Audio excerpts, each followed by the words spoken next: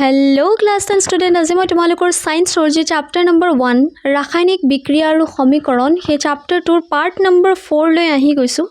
ইমান দিন video' নহাৰ ৰিজনটো already মই কমিউনিটি পষ্টত তোমালোকক জনাই দিছোঁ, বাট তোমালোকে যোনে যোনে পষ্টটো পোৱা নাই তেওঁলোকৰ বাবে আকৌ এবাৰ কৈ দিছোঁ।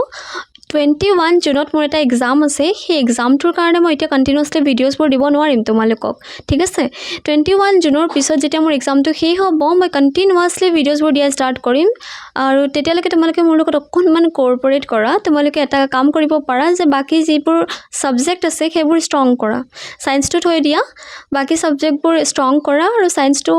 21 জুনৰ পিছত আই প্ৰমিছ কি গোটেই ডিটেইল ভিডিঅ' মই দিয়া ষ্টাৰ্ট কৰি দিম আৰু কণ্টিনিউৱাছলি দিম, ঠিক আছে। তো ছায়েন্সটো মোৰ ওপৰত এৰি দিয়া আৰু বাকীকেইটা তোমালোকে কৰিব পাৰা। এতিয়া লাষ্ট যিকেইটা 3টা পাৰ্ট দিছিলোঁ তাত আমি কি আলোচনা কৰিছিলোঁ সেইটো অকণমান মই এক্সপ্লেইন কৰি তাৰপিছতহে মই তোমালোকক আজি পাৰ্ট 4টো এক্সপ্লেইন কৰা ষ্টাৰ্ট কৰি দিম। আৰু এটা কথা জনাই দিওঁ, মই লাষ্ট যিকেইটা ভিডিঅ'জ দিছিলোঁ তোমালোকক তাত মই কিন্তু অকল যি কুৱেশ্যনছ আছিলে তাৰ এনচাৰ পঢ়ি গৈছিলোঁ, তাৰ এক্সপ্লেনেশ্যন দিয়া নাছিলোঁ প্ৰপাৰ।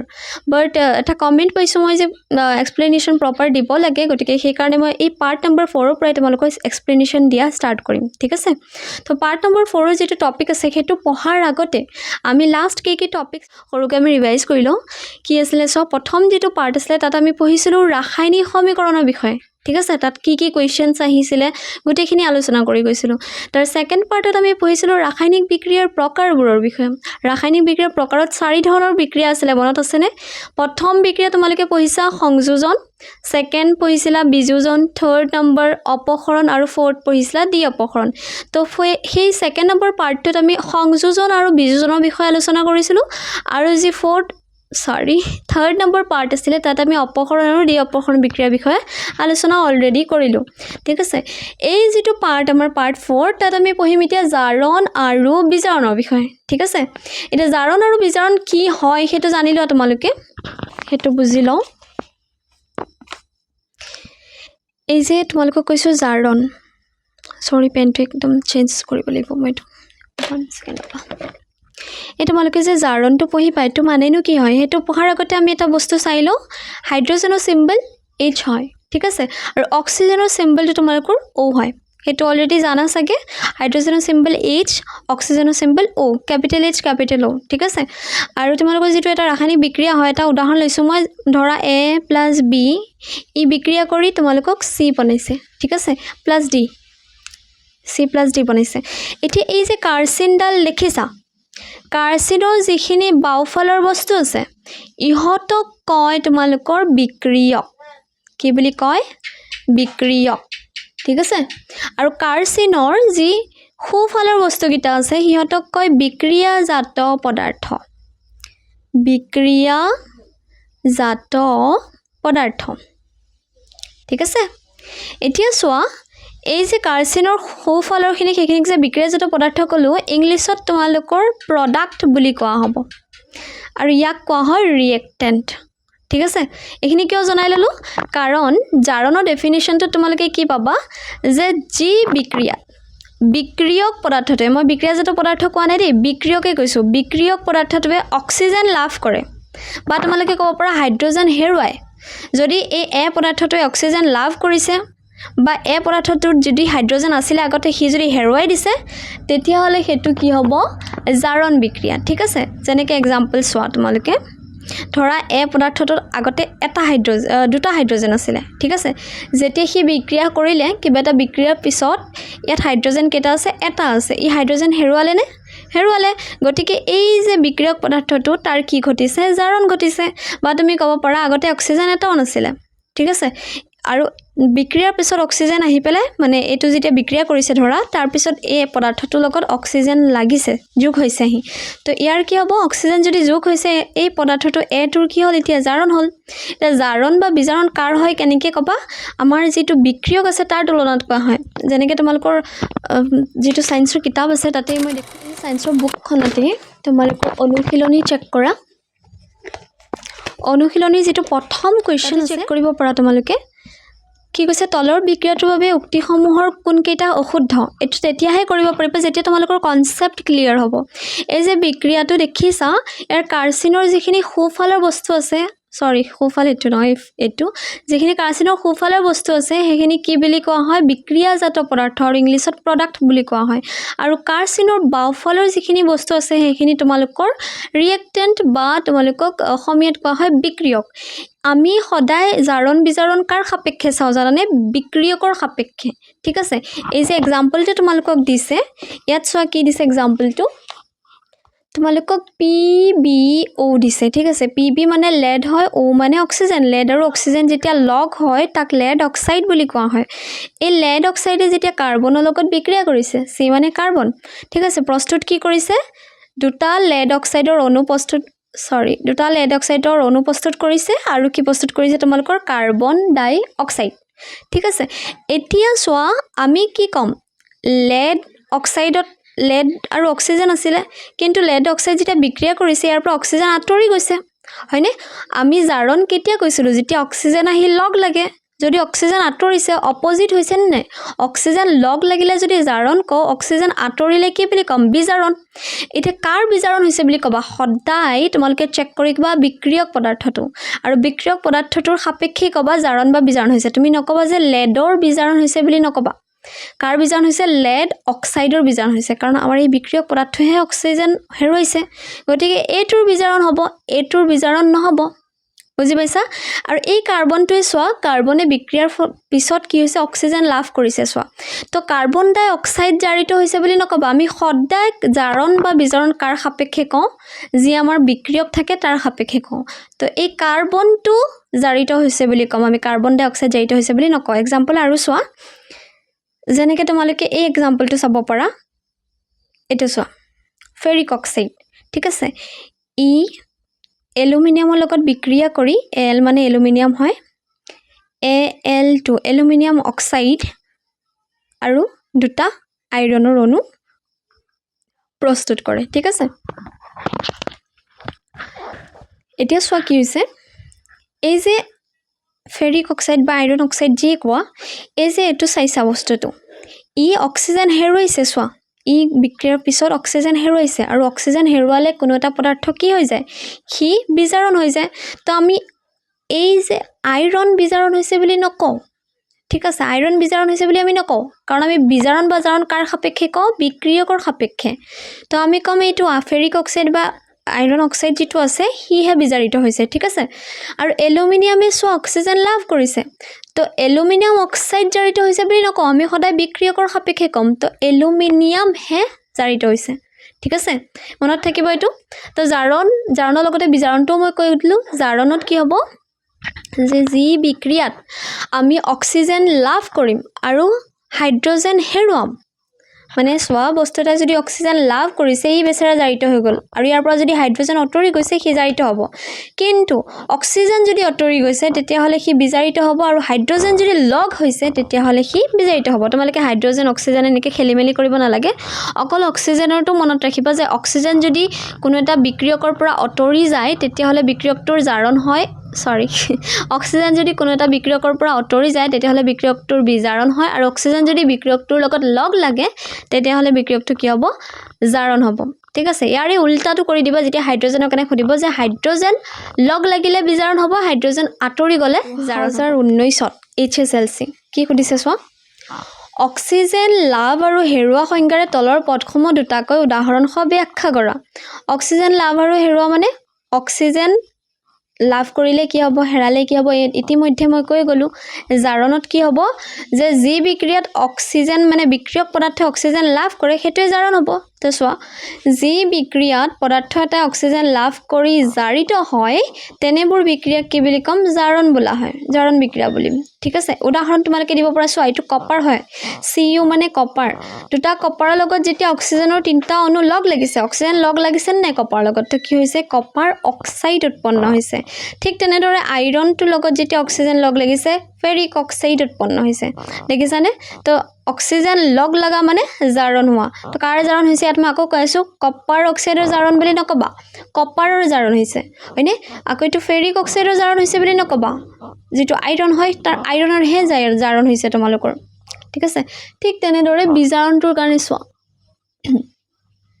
বিজাৰণ যেটো হয় তাত উল্টাটো হয় যে যি বিক্ৰিয়াত পদাৰ্থ এটা অক্সিজেন হেৰুৱায় তেনেবোৰ বিক্ৰিয়াক কি বুলি ক'ব বিজাৰণ বোলা হ'ব হয়নে উদাহৰণ চোৱা কপাৰ অক্সাইড আছিলে ইয়াত আগতে অক্সিজেন আছিলে এই কি কৰিছে চোৱাচোন বিক্ৰিয়া কৰাৰ ফলত যেতি হাইড্ৰজেনৰ লগত বিক্ৰিয়া কৰিছে তাপ দিছো তাপ দিয়াৰ ফলত ইয়াত তাপটো আমি দিছো হে ঠিক আছে তাপ উৎপন্ন হোৱা নাই তাপ দিছো ইয়াৰ ফলত কি হৈছে অক্সিজেনটো অটৰি গৈছে চোৱা অটৰি গৈ হাইড্ৰজেনৰ লগত লগ লাগিছে আৰু কপাৰটো এক্সট্ৰা হৈ গৈছে হয়নে তো ইয়াত কি হৈছে কপাৰ অক্সাইড যি হৈছে অক্সিজেন আঁতৰি যোৱাৰ কাৰণে কপাৰ অক্সাইডৰ বিজাৰণ হৈছে কিন্তু এইটো চোৱাচোন হাইড্ৰজেন বিচৰাৰ লগত অক্সিজেনটো লগ লাগি গৈছে গতিকে এই হাইড্ৰজেনটোৰ কি হৈছে বুলি ক'ম জাৰণ হৈছে বুলি ক'ম এইখিনি যদি উল্টাকৈ তোমালোকক দিলে হয় যে হাইড্ৰজেন লাভ আৰু হেৰুৱা সংজ্ঞাৰে তলপদসমূহ দুটাকৈ উদাহৰণসহ ব্যাখ্যা কৰা কি কৰিলা হয় ইয়াৰ উল্টা কৰিলা হয় যে পদাৰ্থ এটা যদি হাইড্ৰজেন লাভ কৰিলা হয় তেতিয়াহ'লে বিজাৰণ আৰু যদি হাইড্ৰজেন হেৰুৱালে হয় তেতিয়াহ'লে কি হ'লে হয় জাৰণ হ'লে হয় ঠিক আছে এতিয়া চোৱা তাৰ পিছত কি হৈছে মই কি কৈছো চোৱা ইয়াত যেহেতু কপাৰ অক্সাইডে যেটো মই মানে উদাহৰণ দিছো হেতুৰ মানে এক্সপ্লেনেশ্যনখিনি দি দিছো ইয়াত মই ঠিক আছে এটা সেকেন্ড নম্বৰ কোৱেশ্চন চোৱা কি কৈছে সেকেন্ড যেটো কোৱেশ্চন আছে তোমালোকৰ 2024 চনত আহি গৈছে HSLC ঠিক আছে কি কৰিছে চোৱা ৰেডক্স বিক্ৰিয়া বুলিলে তুমি কি বুজা ঠিক আছে তলৰ বিক্ৰিয়াটোৰ পৰা জাৰণ আৰু বিজাৰণ অংশটো বাছি উলিওৱা এইখিনি তোমালোকে একদম ইজি হৈ যাব এতিয়া চোৱা ৰেডক্সটো বুজি লোৱা এনেকা বিক্ৰিয়া ৰেডক্স মানে কি হয় ধৰা A plus B কি বনাই আছে প্ৰডাক্ট আমাৰ C plus D এই বিক্ৰিয়াটোত যদি এই যে বিক্ৰিয়াটো হৈছে ইয়াত যদি জাৰণ আৰু বিজাৰণ দুইটা যদি একেলগে সংগঠিত হৈ আছে তেতিয়াহ'লে এই বিক্ৰিয়াটোক কি বুলি কম ৰেডক্স বা জাৰণ বিজাৰণ বিক্ৰিয়া বুজি পাইছানে যে যিবিলাক বিক্ৰিয়াত জাৰণ আৰু বিজাৰণ একেলগে সংগঠিত হয় তেনেবিলাক বিক্ৰিয়াক কি বুলি কম জাৰণ বিজাৰণ বা ৰেডক্স বিক্ৰিয়া বুলি কোৱা হয় উদাহৰণ তোমালোকে চাব পাৰা এই যে কপাৰ অথনি যে দিছিলো মই কপাৰ অক্সাইড আছিলে হয়নে ই হাইড্ৰজেনৰ লগত বিক্ৰিয়া কৰিছিলে তেতিয়া উৎপন্ন কৰিছিলে তোমাৰ কপাৰ আৰু পানী এনেকা এটা দেখিছিলা ইয়াত ওপৰত চোৱা এটো চোৱা ঠিক আছে এটো চোৱা এটোতে হয়নে তাপ দিছিলো কপাৰ আৰু পানী উৎপন্ন কৰিছিলে তো ইয়াত চোৱাচোন জাৰণ আৰু বিজাৰণ দুইটা হৈছে কপাৰ কি হৈছে কপাৰ অক্সাইড যেটো হয় আমাৰ হেতু পৰা অক্সিজেন অটৰি গৈছে গতিকে এটোৰ কি কপাৰ অক্সাইডৰ বিজাৰণ হৈছে আৰু হাইড্ৰজেনৰ লগত অক্সিজেন যোগ হৈছে গতিকে হাইড্ৰজেনৰ কি হৈছে জাৰণ হৈছে তো এটো এটা ৰেডক্স বিক্ৰিয়া হ'ব নে নহ'ব কাৰণ ইয়াত চোৱা আমাৰ বিজাৰণো হৈছে জাৰণ হৈছে একলগে হয়নে তো যি বিক্ৰিয়াত জাৰণ বিজাৰণ একেলগে সংঘটিত হয় হেতুক আমি ৰেডক্স বা জাৰণ বিজাৰণ বিক্ৰিয়া বুলি কম ঠিক আছে এটো চোৱা যেটো এক্সাম্পল আছে জিংক অক্সাইড আৰু কাৰ্বনৰ ইয়াতো কি হৈছে চোৱা জিংক অক্সাইড আছিল অক্সিজেন লগ লাগি আছিল বিক্ৰিয়াৰ পিছত জিংক অক্সাইডৰ পৰা অক্সিজেন অটৰি গৈছে গতিকে এই জিংক অক্সাইড যেটো আছে তাৰ কি হৈছে বিজাৰণ আৰু এই কাৰ্বন প্ৰথমতে অকলশৰী আছিল তাৰ পিছত বিক্ৰিয়া হোৱাৰ পিছত কাৰ্বনৰ লগত অক্সিজেন আহি লগ হৈছে গতিকে কাৰ্বনটোৰ কি হৈছে জাৰণ হৈছে তো জাৰণ আৰু বিজাৰণ দুইটা সংঘটিত হৈছে না গতিকে এটো কি বুলি কম ৰেডক্স বিক্ৰিয়া বুলি কম বা জাৰণ বিজাৰণ বিক্ৰিয়া বুলি কম ক্লিয়াৰ হৈছে তোমালোকৰ চোৱা HSLC 19 HSLC 24 এই যেটা প্ৰিভিয়াস ইয়াৰ আছিল তাত এই টপিকছটোৰ পৰা এটা কোৱেশ্চন আহি গৈছে আৰু কোৱেশ্চন কি আছে চোৱা তোমালোকৰ যেটো ৰেডক্স বিক্ৰিয়া আমি কলো কি হয় তাৰ পিছত যে কৈছে যে তলৰ বিক্ৰিয়াটোৰ পৰা জাৰণ আৰু বিজাৰণ অংশটো বাছি উলিওৱা ইয়াত এটা যে বিক্ৰিয়া দি আছে এই মাত্ৰ এটোই কৈছো মই কপাৰ অক্সাইড চোৱা কপাৰ অক্সাইডৰ পৰা অক্সিজেন অটৰিছে আমি ইয়াৰ সাপেক্ষে আমি জাৰণ বিজাৰণ ডিসাইড কৰো বিক্ৰিয়কৰ সাপেক্ষে তো সদায় চাবা কপাৰ অক্সাইডৰ পৰা অক্সিজেন অটৰিছে গতিকে কপাৰ অক্সাইডৰ কি হৈছে বিজাৰণ আৰু এই হাইড্ৰজেনটোৰ লগত কি হৈছে অক্সিজেন যোগ হৈছে গতিকে হাইড্ৰজেনৰ কি হৈছে জাৰণ তোমালোকে বাৰে বাৰে কৈছো এনেকে নকবা যে কপাৰ বিজাৰিত হৈছে আৰু পানী H2O যেটো হয় হেতু জাৰিত হৈছে এনেকে নকবা সদায় এই বিক্ৰিয়ক পদাৰ্থবিলাক চাবা তাত চাইহে জাৰণ আৰু বিজাৰণ ডিসাইড কৰিবা ঠিক আছে তো আনসাৰটো চোৱা ওপৰ বিক্ৰিয়াটোত কপাৰ অক্সাইড বিজাৰিত হৈছে আৰু হাইড্ৰজেন জাৰিত হৈছে দেখিছানে এটো সদায় মনত ৰাখিবা বিক্ৰিয়কৰ সাপেক্ষেহে আমি জাৰণ বিজাৰণ ডিসাইড কৰো ঠিক আছে এতিয়া হা কোৱেশ্চন নম্বৰ 3 চোৱা আমাৰ যেটো কোৱেশ্চন নম্বৰ 3 দিয়া আছে এটা 2017 আৰু 2025 ত আহি গৈছে 17 আহিছিলে আকৌ ৰিপিট কৰিছে তোমালোকৰ 25 ত তোমালোকেও ভালকে চাই যাবা কি কৈছে চোৱা তলৰ বিক্ৰিয়া কেটা জাৰিত আৰু বিজাৰিত হোৱা পদাৰ্থসমূহ বাছি উলিওৱা একদম ইজি হয় এই মাত্ৰ কৈছো মই সো সোডিয়াম কি হৈছে সোডিয়াম অক্সাইড হৈছে হয়নে তো সোডিয়াম অক্সাইড হৈছে তো সোডিয়ামৰ লগত অক্সিজেন লগ হৈছে তো সোডিয়ামৰ লগত যদি অক্সিজেন লগ হৈছে তেতিয়াহলে কি হ'ব সোডিয়াম এই সোডিয়াম যে এই সোডিয়ামটো কি হ'ব জাৰিত হ'ব আমি নকও সোডিয়াম অক্সাইড জাৰিত হ'ব বুলি নকও সোডিয়াম জাৰিত হ'ব হয় পিছত চোৱা ইয়াৰ যে কপাৰ অক্সাইড দিয়া আছে এটো অলৰেডি মই আলোচনা কৰিলো গতিকে এটো নকৰো তাৰপিছত কুৱেশ্যন নম্বৰ 4 চোৱা কি কৈছে যেটো আমাৰ কুৱেশ্যন নম্বৰ 4 দি আছে তাত কৈছে যে মেগনেছিয়ামৰ এডাল ফিটা বায়ু মানে অক্সিজেনত উজ্জ্বল শিখাৰে জ্বলি মেগনেছিয়াম অক্সাইড নামৰ বগা পদাৰ্থলৈ পৰিৱৰ্তিত হয় এই বিক্ৰিয়াটোত মেগনেছিয়াম জাৰিত নে বিজাৰিত হৈছে এইটো কুৱেশ্যন ক'ৰ পৰা বনাইছোঁ মই চোৱা তোমালোকৰ বুকটো যেটো আছে সায়েন্সৰ বুকখন তাৰে পেজ নম্বৰ 13 চেক কৰিবা 13 পেজ নম্বৰত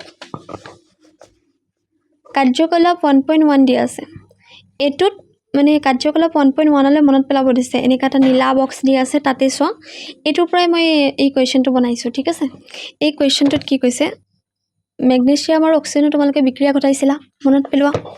1.1 যেটো কাৰ্যকলাপ আছিল তাত আমি কি কৰিছিলো মেগনেছিয়াম তাৰ লগত কি কৰিছিলো অক্সিজেনৰ বিক্ৰিয়া ঘটাইছিলো ঘটালে উৎপন্ন কি হৈছিল মেগনেছিয়াম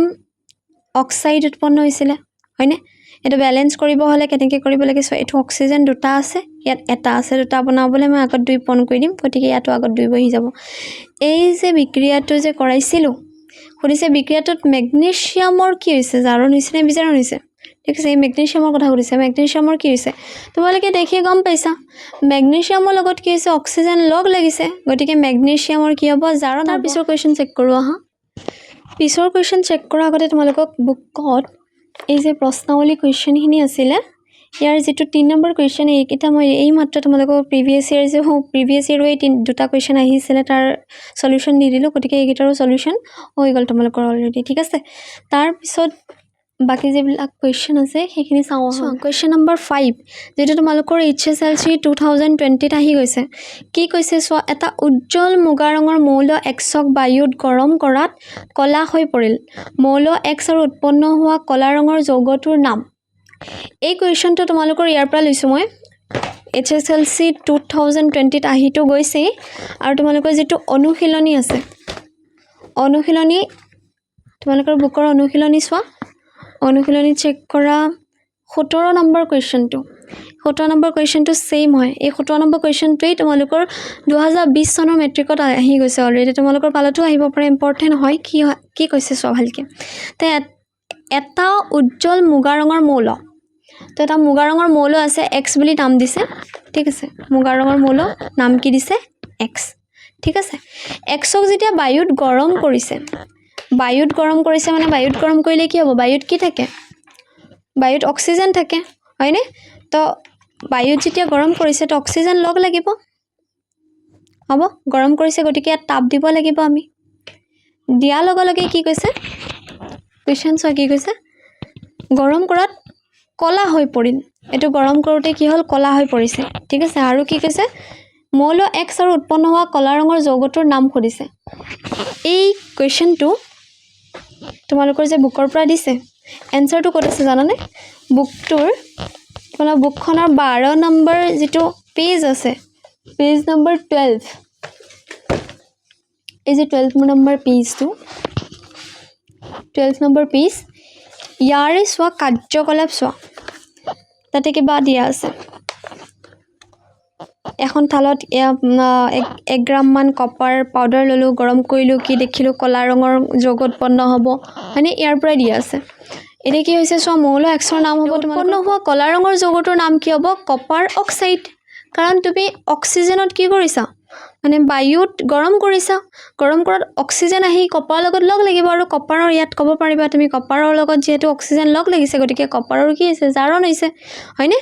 তো এনসাৰ কি হ'ব মৌল এক্সৰ নাম হ'ব কপাৰ আৰু উৎপন্ন হোৱা কলা ৰঙৰ যৌগটোৰ নাম হ'ব কপাৰ অক্সাইড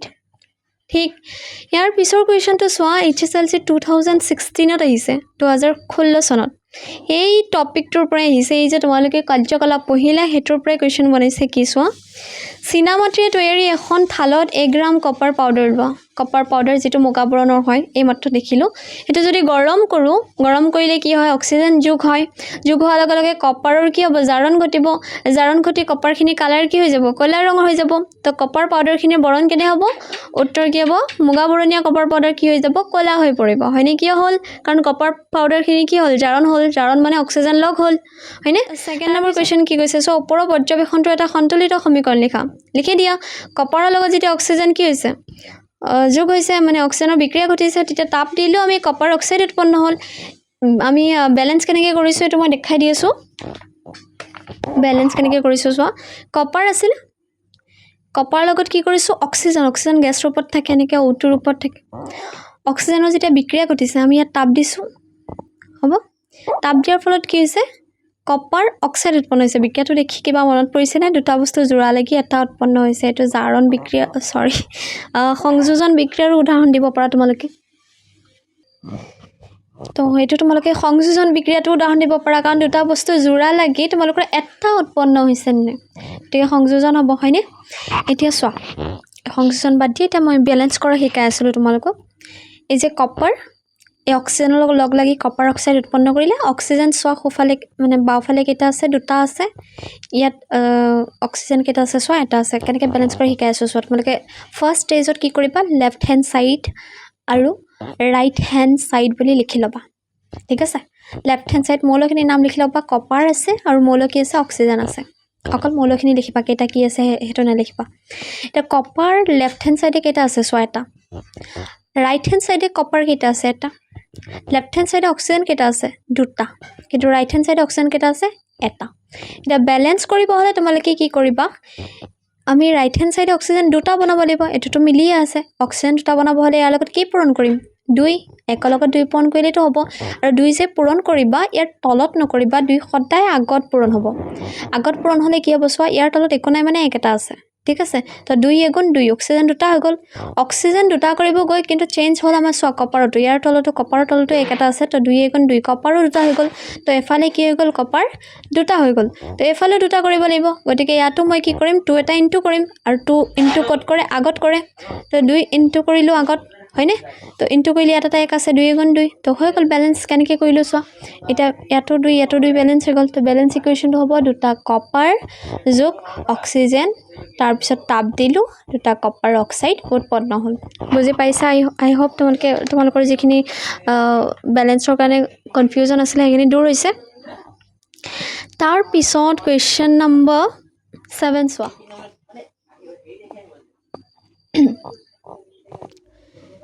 কুৱেশ্যন 7ত কি কৈছে তলৰ বিক্ৰিয়াটোৰ বাবে উক্তিসমূহৰ কোনকেইটা অশুদ্ধ এইটো তোমালোকৰ কুৱেশ্যন মই লৈছোঁ এইটো অনুশীলনীৰ প্ৰথম নম্বৰ কুৱেশ্যনটোৱে ঠিক আছে এইটো দিছে চোৱা মই শিকাইছোঁ তোমালোকক যে সদায় আমি জাৰণ বিজাৰণ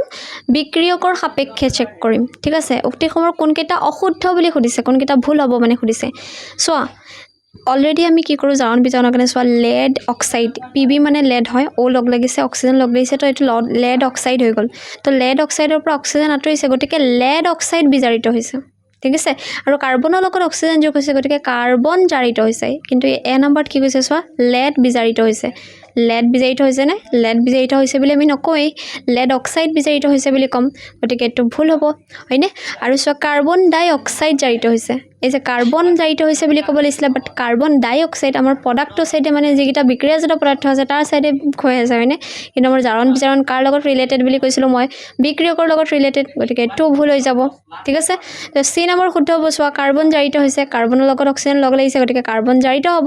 লেড অক্সাইড বিজাৰিত হৈছে লেড অক্সাইডৰ পৰা অক্সিজেন ৰৈছে গতিকে লেড অক্সাইডটো বিজাৰিত হ'ব তো C আৰু D শুদ্ধ আছিল আমাক ভুলটো সুধিছিলে গতিকে আনচাৰ কি হ'ব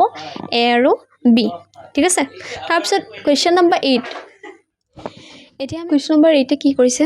তোমালোকৰ 2023 চনত আহি গৈছে ঠিক আছে এইটো কি কৈছে সত্য বা অসত্য নিৰ্ণয় কৰিব দিছে অধক্ষেপণ বিক্ৰিয়াত অদ্ৰব্য লৱণ উৎপন্ন হয় এইটো অলৰেডি মই বুজাই গৈছোঁ তোমালোকক দি অপখন বিক্ৰিয়া যেতিয়া পঢ়াইছিলোঁ তাত অধক্ষেপ উৎপন্ন হোৱা বিক্ৰিয়া পঢ়াইছিলোঁ অধক্ষেপ উৎপন্ন হোৱা বিক্ৰিয়াক কি বুলি ক'ম অধক্ষেপণ বিক্ৰিয়া বুলি ক'ম এই অধক্ষেপণ বিক্ৰিয়াত কি কৈছে অদ্ৰব্য লৱণ উৎপন্ন হয় সঁচা কথা এইটো যেতিয়া আমি ছডিয়াম ছালফেটৰ লগত বেৰিয়াম ক্লৰাইডৰ বিক্ৰিয়া ঘটাইছিলোঁ তেতিয়া আমাৰ বেৰিয়াম ছালফেট উৎপন্ন হৈছিলে যিটো বেৰিয়াম ছালফেট আমাৰ অদ্ৰব্য লৱণেই আছিলে হয়নে তো অধক্ষেপণ বিক্ৰিয়াত অদ্ৰব্য লৱণ উৎপন্ন হয় এইটো সঁচা কথা তোমালোকৰ ক'ৰ পৰা কাটিছিলে চোৱা তোমালোকে এই বুকখন যিটো ছায়েন্সৰ বুক আছে সেইটো ওলাই লৈ পেজ নম্বৰ যিটো 14 তাৰ তোমালোকে কি শিকিলা তাতে দিয়া আছে চোৱা শেষৰ ফালৰ পৰা যে 2 নম্বৰ পইণ্টটো তাত অধক্ষেপণ বিক্ৰিয়াত অদ্ৰব্য লৱণ উৎপন্ন হয় ঠিক আছে ইয়াৰ পৰা কুৱেশ্যন কাটি দিছিলে তোমালোকৰ 2023 চনত এতিয়া এটা নোট দি মই কি লিখিছোঁ চোৱা কোনো বিক্ৰিয়াত পদাৰ্থ এটাই যদি অক্সিজেন লাভ কৰে অলৰেডি তোমালোকে কি বুলি শিকিলা মই যিকেইটা ডেফিনিশ্যন লিখাইছোঁ তাত লিখাইছোঁ যে অক্সিজেন লাভ কৰিলে কি হ'ব পদাৰ্থটো জাৰিত হ'ব হয়নে এতিয়া হাইড্ৰজেনৰ কাৰণে কি ডেফিনিশ্যনটো আছিলে সেইটোতো লিখোৱা নাছিলোঁ কৈহে গৈছোঁ গতিকে ইয়াত লিখাই দিছোঁ চোৱা কোনো বিক্ৰিয়াত পদাৰ্থ এটাই যদি অক্সিজেন লাভ কৰে বা হাইড্ৰজেন হেৰুৱায় তেতিয়া ই জাৰিত হয় আৰু যদি পদাৰ্থটোৱে অক্সিজেন হেৰুৱায় বা হাইড্ৰজেন লাভ কৰে তেতিয়াহ'লে ই কি হ'ব বিজাৰিত হ'ব ঠিক আছে আজিলৈ বাৰু ভিডিঅ'টো ইয়াতে সামৰণি কৰিছোঁ বাকি যিমানখিনি তোমালোকৰ মানে আছে বাকি লাষ্ট টপিক আছে দুটাই ক্ষয় ভৱন আৰু দুৰ্গন্ধিতা বা ৰেঞ্চিডিটি এই দুটা নেক্সট পাৰ্টত মই আলোচনা কৰি দিম তোমালোকক এণ্ড দেন এইটো চাপ্টাৰ একদম কমপ্লিট হৈ যাব তোমালোকৰ তেতিয়ালৈকে তোমালোকে আশা কৰোঁ ভালেই থাকিবা আৰু ভিডিঅ'ছবোৰৰ বাবে অপেক্ষা কৰি নাথাকিবা 21 জুনলৈকে তাৰপিছত মই ভিডিঅ'ছবোৰ দিয়া ষ্টাৰ্ট কৰি দিম এণ্ড পঢ়ি থাকা stay connected with me and কিবা যদি প্ৰব্লেম পাইছা মোক জনাবা কমেণ্ট ছেকশ্যনত বাই বাই লগ পাম নতুন এটা ভিডিঅ'ত